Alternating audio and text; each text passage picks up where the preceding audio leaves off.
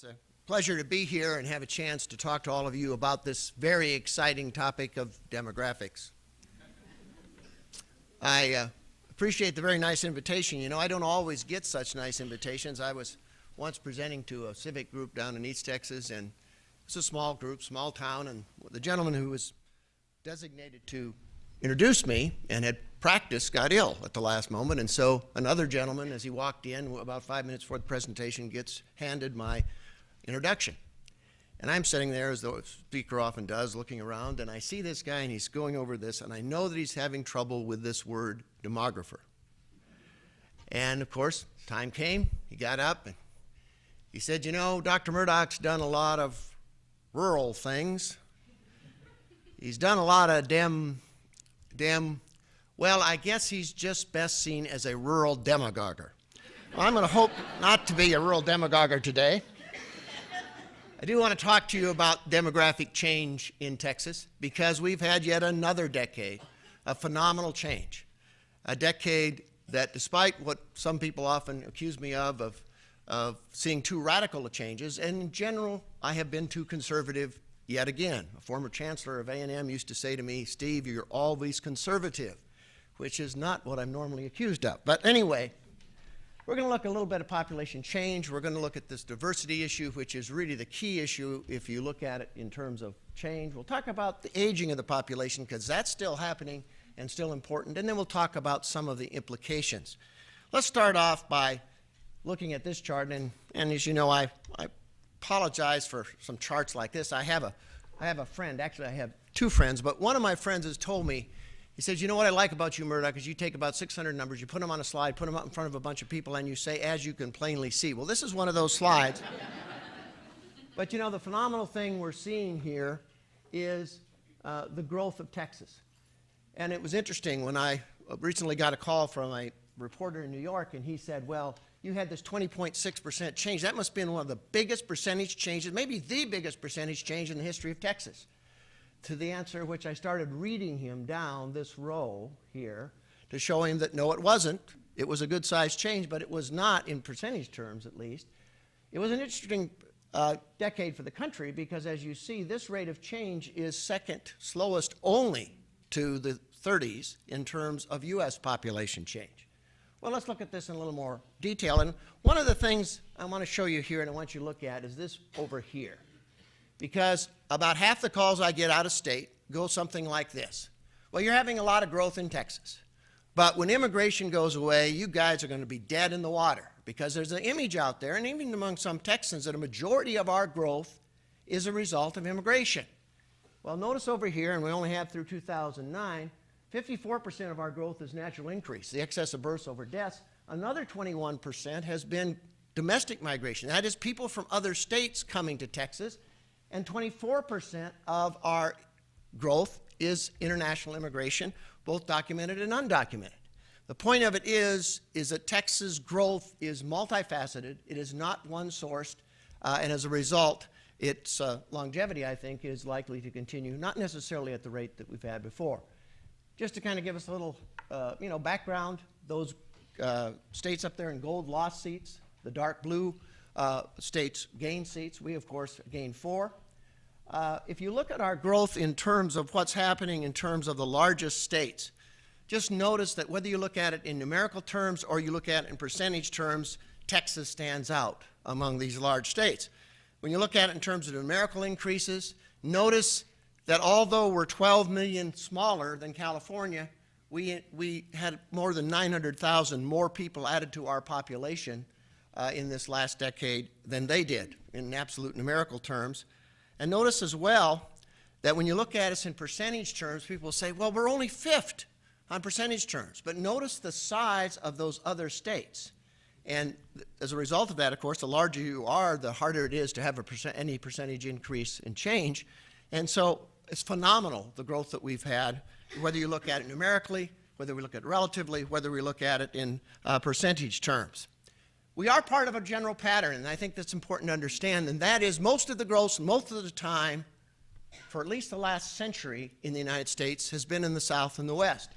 What this shows is the proportion of growth from 2000 to 2010 in the United States that was due to the South and the West. And you see 85% of the growth occurred in either the southern or western parts of the United States. In fact, the trend is this. If you looked at the beginning of the 20th century, 62% of the population lived in the Northeast and Midwest, 38% lived in the South and West. By the end of the decade, well, and by this decade, I should say, by 2010, basically 40% lived in the Northeast and Midwest, and 60% lived in the South and West. That has been a substantial shift. In fact, I tell students in my classes, you know, if you think politicians love us because they like our food, because they like our climate, you're wrong. They like us because of our votes.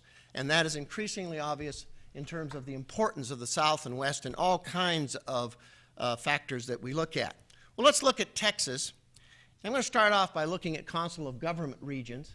And notice especially north central Texas, that is the Dallas-Fort Worth area, Houston-Galveston area. You can guess where that capital area is here, of course. Alamo area, San Antonio.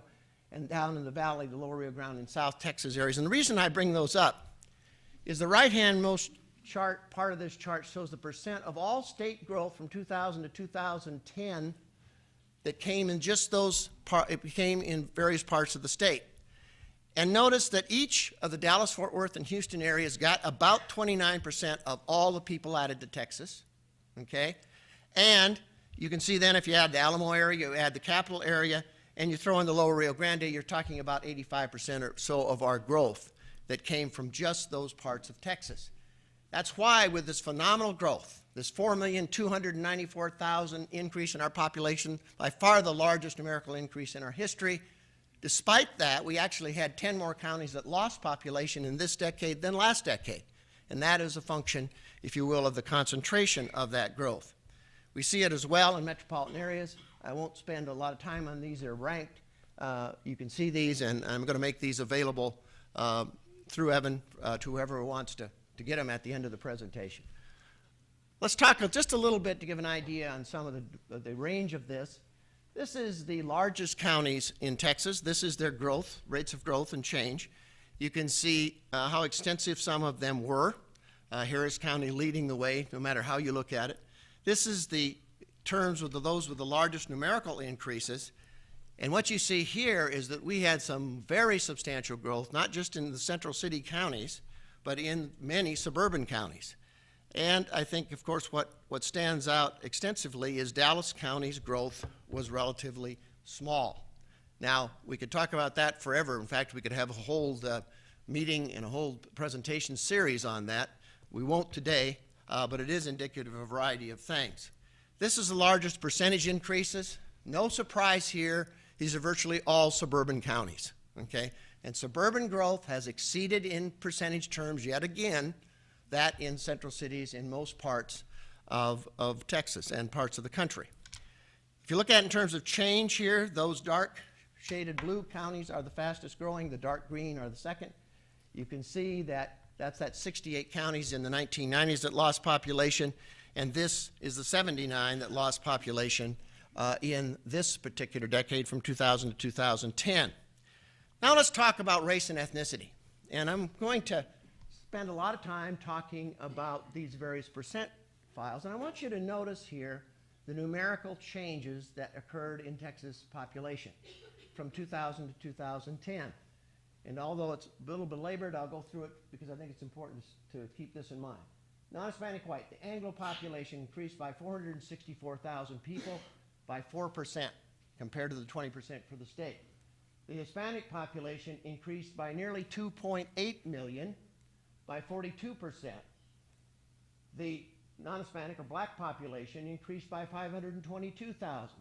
So with 11% of the population base in 2000, the black population increase exceeded the Anglo population increase that was 50% basically of the population at that time. Asians also grew, particularly in percentage terms. And if you kind of take all these together and put it in an other category, the African American, the Hispanic, and the other category grew faster than the Anglo population. Now, what does that mean? Well, we know that about 2003 or 4, depending on which estimate you believe, Texas became less than half Anglo. And that as we look at 2010, what we see is that 45% of our population is now Anglo, 38% Hispanic, 12% basically African American, etc. One of the biggest surprises up here is that if you'd asked most demographers, and particularly most sociologists, they would have suggested that this 2 or more race category would explode. It did increase substantially, but the percent of people who said they were from more than one race increased by only 0.2%. And this is increasingly obvious across the states in the United States. As they come out, all of them are showing much smaller increases in that than we expected.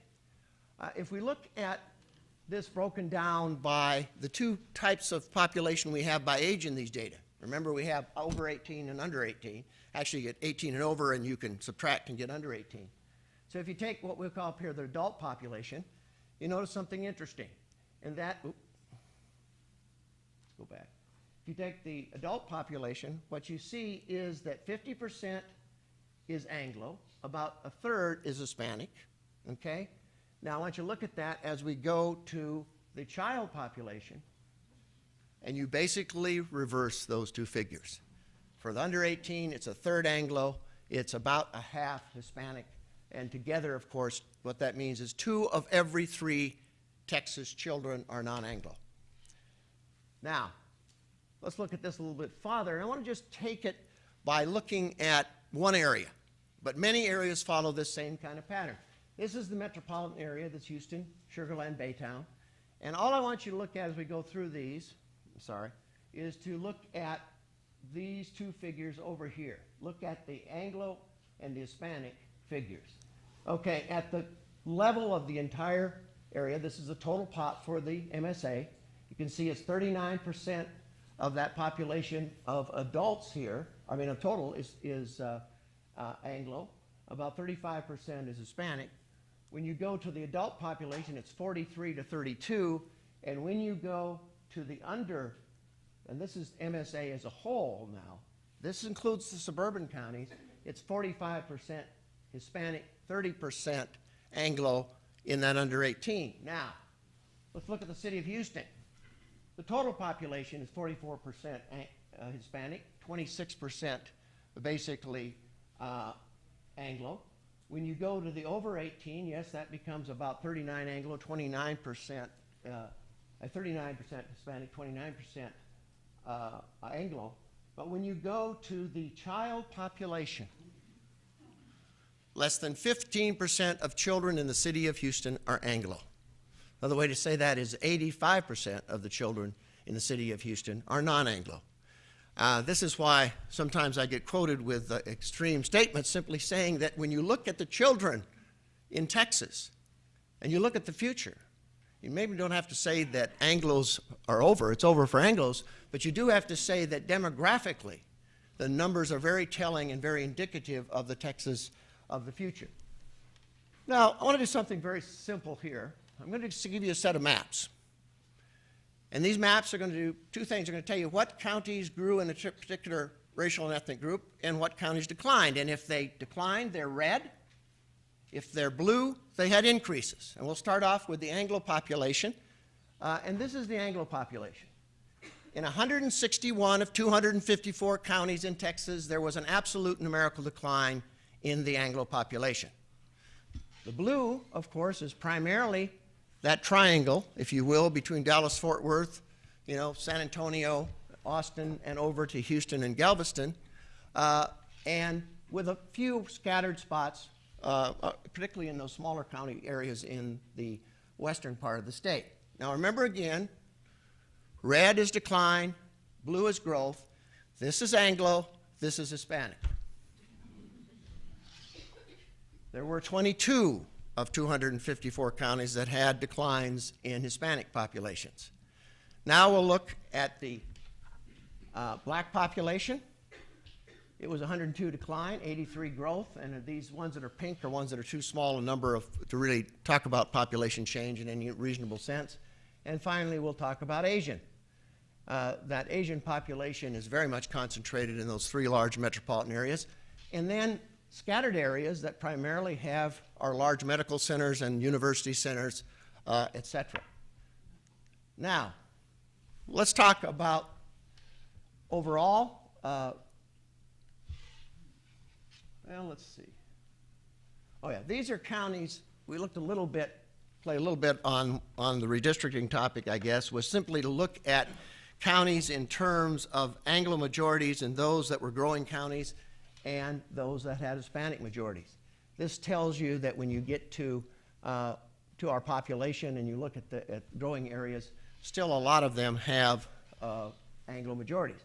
Now I want you to notice one thing. I want you to notice that among where there was no group majority, okay, you see, of course, Houston and you see Dallas. Now if you look at pluralities, what you see is that Dallas and Houston fill in as Hispanic, okay? So lots of interesting factors there. I'm not into redistricting. In fact, it's one of the ways I've tried to remain alive over the last few years, stay out of redistricting. But you can see there's going to be some very interesting things happen there. Well, let's talk about aging. We're still an aging population. That has been, of course, as a result of that aging group of people called the baby boomers, those of us born between 1946 and 1964. We are basically 25% of the U.S. population, 25% of the Texas population. And in very many ways, when it comes to issues related to the aging, you know, we are very much at the forefront.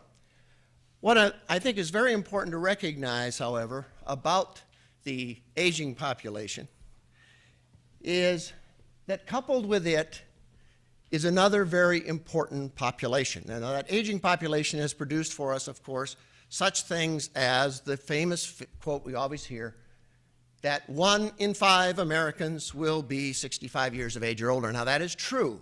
It's not true now. It's not true until 2020. It's not true until about 2030, when all of the baby boomers, the first of whom turned 65 this year, are 65 years of age or older. Between now and then, it's probably more appropriate to think of us as an aging, middle-aged population. But the other thing that's important to understand, and that is there's a close association between minority status and youth status. Now, this is the 2000 census. I mean, it has all these age groups, which you do not yet have for the 2010 census. But you notice if you go over to 65 plus, that's 73% Anglo, 10% or 17% basically is Hispanic. This is just 2 groups, so African Americans, Asians, and others are not there, so they won't add up to 100%. But notice if you go to this end of the age spectrum, what do you see?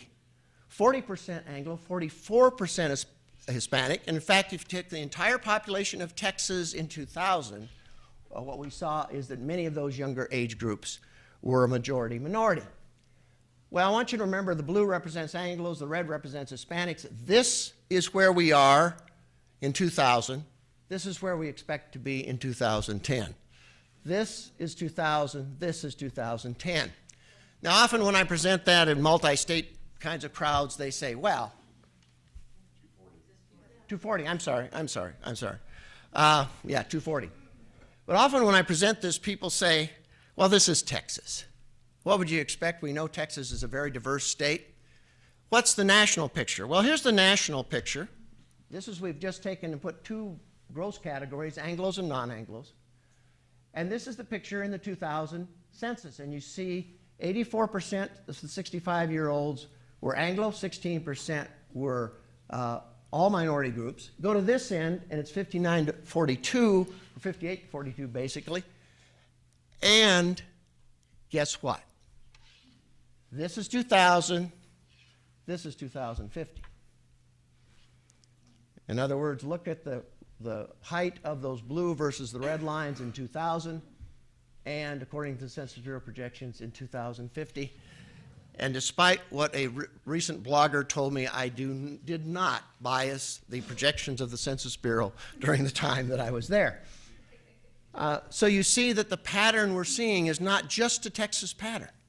It is increasingly a national pattern as well. And as those data come out, I think we'll begin to see that. For example, the first 11 states that came out, these were such hotbeds of Hispanic culture as Delaware. Now, maybe Delaware is a very Hispanic state. I hadn't thought of it. But you know that in 6 of the 11, there were absolute numerical declines in Anglo populations. And in every one of the first 11, the Anglo population grew slower than any other population group. And in every one of the 11, there were substantial, either numerical or percentage increases in the Hispanic population. So this is increasingly national. Well, Many of you know that the reason I worry about these demographics at all is that due to a variety of historical, discriminatory, and other reasons, these demographic characteristics are tied to socioeconomic characteristics. They are tied to the resources that people have to buy goods and services in the private sector. They are tied to the resources that people have to pay taxes in the public sector. And as we change our population, if we do not change the socioeconomic factors associated with them, we will, as we change our population, change the very socioeconomic structure of Texas and in turn the United States as a whole. Now, the reason for that is because of these kind of relationships, and I want to go through these just to give you an idea of what's there. This is a chart that's a very interesting chart. This is from the American Community Survey. And if you look at this, this is 2009 data, and it's 1999 data in 2009 dollars. And if you look at Anglos, what you see is that they made about $60,000 in 1999. The figure shown for 2009 is not markedly or statistically significantly different from the one in 1999. Anglos, basically flat, 60,000. On the other hand, the Hispanic and the African American numbers were both lower, 2,000 to 3,000 in 2009 than in 1999, and these were significantly lower in a statistical sense from one to the other. So those differences are large. We know, and this is the figure that always startles me, that in 2000 in Texas, over 50% of adult Hispanics in Texas had less than a high school level of education. And when we look at this in 2008, the most recent numbers I had at the time I put this together, you can see at that less than high school, 8.5% of Anglos have less than high school level of education. This is for persons 25 years of age or older, and about 43% of Hispanics. So these socioeconomic differences are large, and if not changed by education and other factors, present some real issues relative to Texas' future. Now here's a chart that has had a great deal of personal meaning to me. I've been at, 6 different institutions of higher education in my career, either going to school or being a professor. And one of the things that's always bothered me about these institutions is that in every one of them, the president of the institution was smarter than I was. Now, I could never figure out why, you know. I asked my family, I didn't like their answers. I asked my colleagues, I really didn't like their answers. But then I found this chart. Now, by the way, this is SAT scores for 2001, but it could be 2009. It could be a chart from Minnesota or Texas or Maine or Mississippi, and it would show the same kind of pattern. And this has been very consoling to me, because if you notice now, this is what we use to decide who gets to go to which colleges. And if you look at the SAT scores, whether the verbal or the math, what you see is the higher your income is, the higher your score is. So this means that all these gentlemen were smarter than I am because they make more money than I do, and also means that all we need to do if we want to make Texans smarter is make them richer. But these kind of relationships are there time after time. And so it's important that we recognize these realities as we look to the future. Well, let's talk about the future. And again, simply because I don't want us to think only of Texas, these are the Census Bureau projections. These projections are in thousands, so that 439 over there is 439 million people. You can see that that's projected that we will have a substantial increase over the next several decades. And if you see, in fact, they project 157 million, almost 156.9 million people added to the U.S. population between 2000 and 2050. Of that, the number expected to be due to the non-Hispanic white or Anglo population is 7.6 million.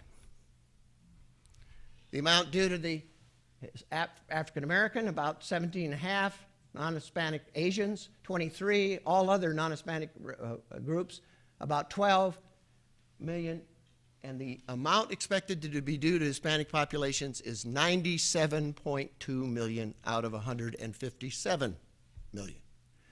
Now, sometimes I'm asked, well, how accurate are long-term projections? Well, they're not very accurate at all, but they can be very inaccurate, and the direction of these changes are going to be pretty likely under almost a variety of scenarios. In fact, they've looked under a variety of scenarios, and they're quite robust in terms of over time.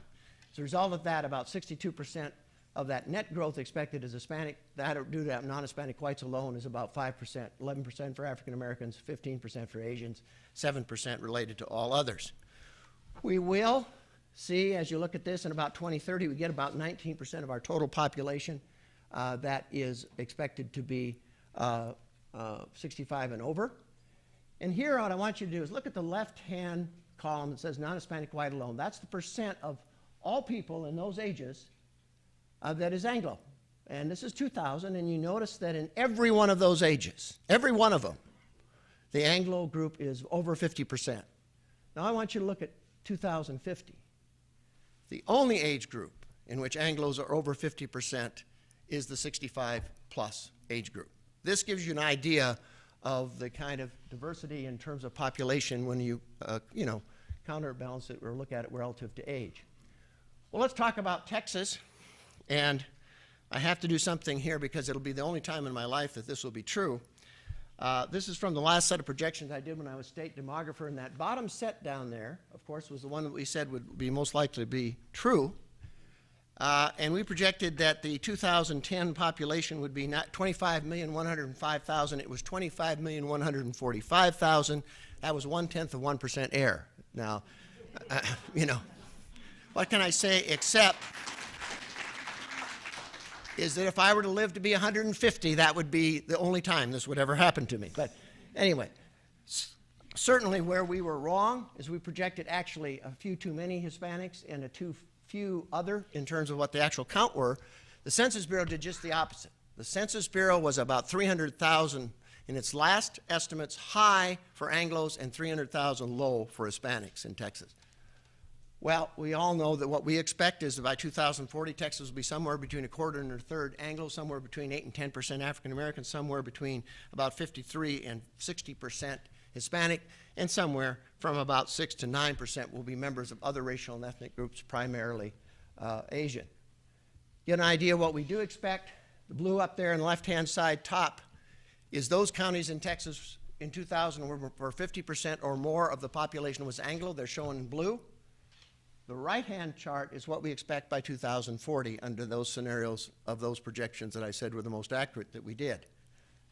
We will expect, again, to see an aging of the population. And let me say a little bit about the aging of the population, because one of the things that there's a lot of misunderstanding about is how pervasive this aging is. What I mean is often when I go on, I talk to a set of population in a suburban area. They'll say, you guys throw around this figure that 1 in 5 Americans and 1 in 5 Texans will be 65 years of age or older. But we live in a suburb. We're a bunch of 30 and 40-somethings with children. What are you going to talk to us about this? And of course, what I always say is that if you're very lucky in 30 or 40 years, you'll be 60 or 70-somethings without children. And that latter part is the most questionable of all, is whether they'll be without children by that time. And some of us are expecting children to be with us when we go. But anyway, and I don't mean in the right way. Okay. But if you look at this chart, this is where we were in 2000. The blue counties up there were the counties in which we already had 1 of 5 Texans that was 65 years of age or older. You can see they're primarily hill country counties and some of the panhandle of Texas and a scattering of counties in East Texas as well. The dark green is 15% or more. So I want you to concentrate dark blue, dark green. This is 2000. And this is where we'll be in 2040. Now, it doesn't mean that you can't live in a young county. You simply have to live in Waller or Webb County, and you can live in a young county. Otherwise, you're going to be stuck living with older people, okay? So aging is going to be very pervasive at the same time that these other population issues, particularly the growth of non-Anglo populations, is also going to be very pervasive. Well, let's look a little bit at some of the implications of this. And I'm going to come back to that. I ask people, if you don't believe the demographics, if you believe, as a gentleman that emailed me over the weekend, that he said that he believed that the most undercounted population, and I said this immediately to the Census Bureau because I'm sure they would have been surprised. He said that by far the most undercounted population in the United States was the non-Hispanic white population, or Anglos. Now, Census has been doing tests of this for like 40 years, and that's never been the group that we've had the most difficulty. But he was sure of that. But if you don't believe the numbers, the census. Let's believe just the numbers of kids that are enrolled in Texas schools. You look at this bottom. This is from a report done by Texas Education Agency.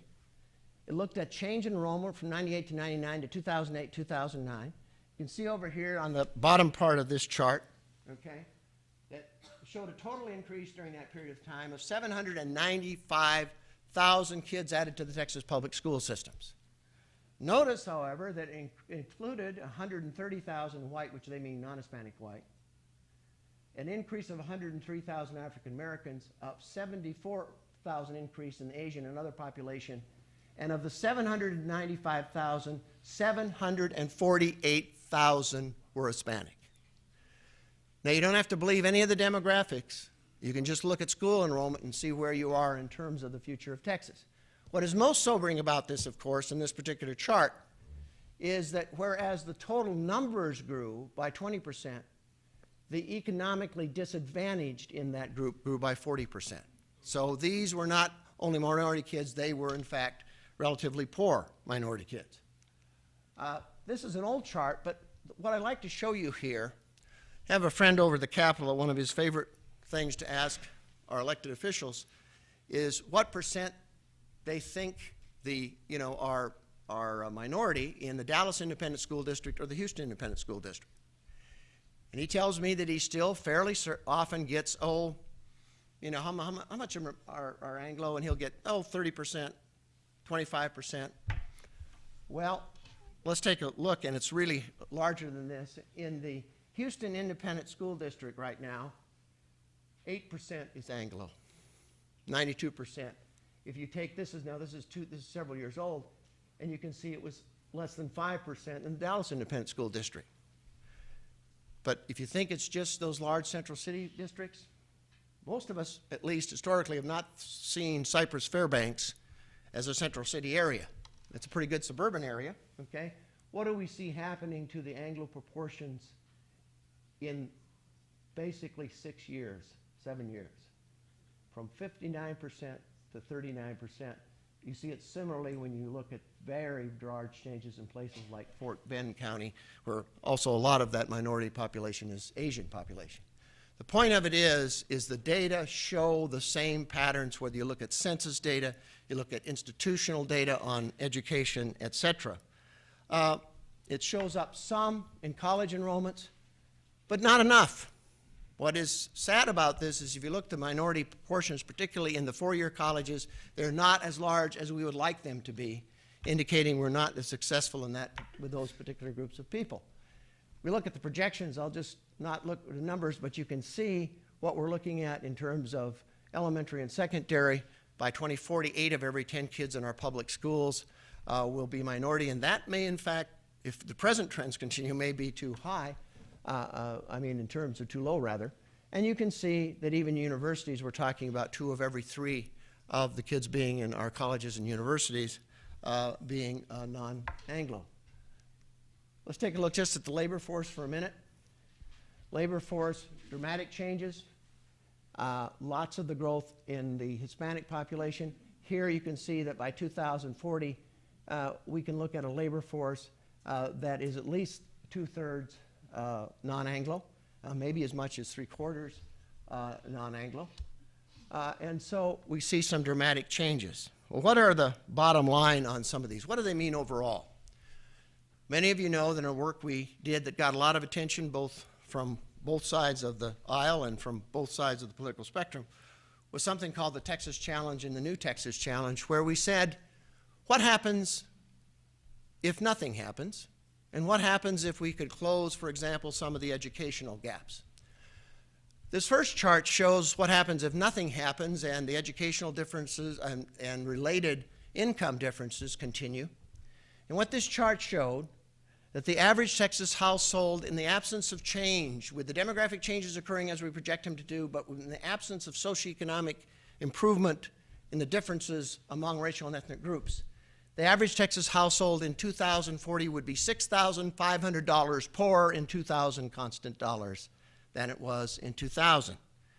That we would see an increase in family households to about 15%, up 4% from what it was in 2000, And here's the one that I find most difficult. Already in 2000, 18% of our labor force was composed of people with less than a high school degree, and if we do nothing, we will, by 2040, have a labor force in which 30% of that labor force has less than a high school level of education. If anyone here thinks that is the formula for a high-tech state, raise your hand. I don't believe it's going to be. It is a very dramatic set of events for us. Well, what can we do about it? And I'm about through for those that are waiting. What we did was look at this, and this chart always is everywhere the same. And this is a chart that shows that education pays. Now, these are households with, if you look at these households, these are household data, not individual data. And the only time I have difficulty with this particular chart is when I show it to school teachers. And for some reason, when they look at that bachelor's degree, $81,000, well, the only thing I can tell them, and there's obviously been a problem with withholding, what they need to go do is go back to the payroll office because there's obviously been a problem. But when you look at these differences, they've maintained well over time. In fact, the single best predictor of income since we've started measuring this back in the 30s and 40s has been education. Now, how much difference might it make? Well, what we did here was we looked at the blue numbers up there for each of these groups, our attainment levels in 2000. We projected, looking at some of the positive changes that occurred in the 2000 to 2040 in the red. And we said, what would happen if the other population, primarily Asian, if we assumed that they would have those red levels of increased attainment? But what if the levels up there assumed for Anglos also apply to African Americans and to Hispanics? How much difference would it make? Well, I'll just show you with a couple charts here, and really the important comparisons are here and here. What this chart showed is if, and this is only for the population 25 years of age or older because you don't get stabilization in educational attainment levels till then. And what this showed is that aggregate household income, if we close those gaps, would increase, compare this to this, by over $300 billion per year. And that we could increase consumer expenditures by over $224 billion per year. Education has paid in the history of the United States across a variety of areas and time periods.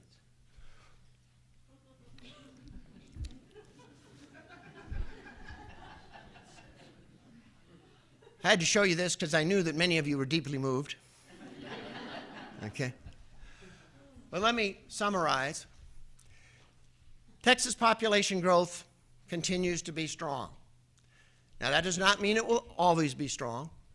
But I'll tell you a little story. When I first came to Texas, I went to Texas A&M, and an elderly gentleman there that was getting ready to end his career and was helping me learn the ropes and learn a little bit about Texas, took me aside, and he says, now, Steve, there's one thing I want to leave you with I want you to understand. And he said that is someday you're going to have to do something that's going to make you extremely unpopular. He thought it was population growth. Okay. But what he said was that someday you're going to have to look Texans squarely in the eyes and you're going to have to say you're no longer growing. Well, I think if I'm pretty lucky, actually I don't have to be too lucky, I think I'll be able to end my career never having had to say that. But that does not mean we will always grow by the level that we have been growing, and it doesn't mean that all growth is always good. Growth can be very extensive, it can be difficult to handle. Growth can be, at the other hand, a godsend to an area desperately trying to increase its population base and its economic base. But I think Texas is going to continue to grow, but that growth will be differentially distributed as it has been shown in the figures we've talked about here today. Let's talk about the change in the racial and ethnic composition. What I say in purely demographic terms when I'm quoted as saying it's almost over, or it's basically over for Anglos, is to say that if anyone thinks that we are not going to be a very majority-minority state, because we became one in absolute terms about 2003 or 2004, you're not looking at the data. The data show a young population where 2 of 3 Texans are non-Anglo. The birth data show overwhelmingly that Anglos have been below replacement now for a couple of decades. And where are we going to get immigration from? Europe? Europe is the slowest growing region of the world and the only part of the world that the United Nations now projects to have an absolute decline between now and 2050. In fact, what I argue is there are now two populations in Texas and increasingly in America. One is an aging Anglo population, like myself, that are literally aging off the end of the life chart. And on the other end of that is a very young population that is primarily minority. The older population Anglo, the younger population minority. Now that doesn't mean that somehow we're pitted against one another. In fact, what I argue is it means we need one another. Because that aging Anglo population needs a well-educated young population to help pay for things like Social Security, Medicare, and provide direct health to us as we age. But that minority population also needs that older Anglo population to help pay those taxes, to help provide the education they need to be competitive in what is increasingly an international society. And I argue we have a lot at stake in one another. You know, when I argue this, some people sometimes kind of look at me funny, but you know, I could be the biggest bigot that ever walked the face of Texas, and I would have to say exactly the same thing that I've just already said. Because the reality of it is that our fates are intertwined and interrelated, and if we forget that, we do so to our own detriment. The reality of it is the future of Texas is tied to its minority populations, and how well they do is how well Texas will do. Well, a lot longer ago than I like to think about, when I first got involved in this demographic game, I had a fellow graduate student come up to me and he said, "I feel sorry for you." And I said, "Well, except for the physical appearance and the intellect, why do you feel sorry for me?" He said, "I feel sorry for you." He said, "You're a demographer and all the interesting, important, exciting things are over." He said, "Rural population growth rates have begun to decline." He says, "The baby boom is over. What are you going to do?" Well, I argued that keeping track of these and other demographic trends would, and it has, and I think it will for the rest of my career. But I would argue with you as well that demographic is not best left to demographers. If you don't take into account these and other demographic trends, as you plan for the future of your communities, as we plan for the future of this state, and dare I say, as we plan for the future of this country, we'll be much less successful than if we do take them into account. Thank you.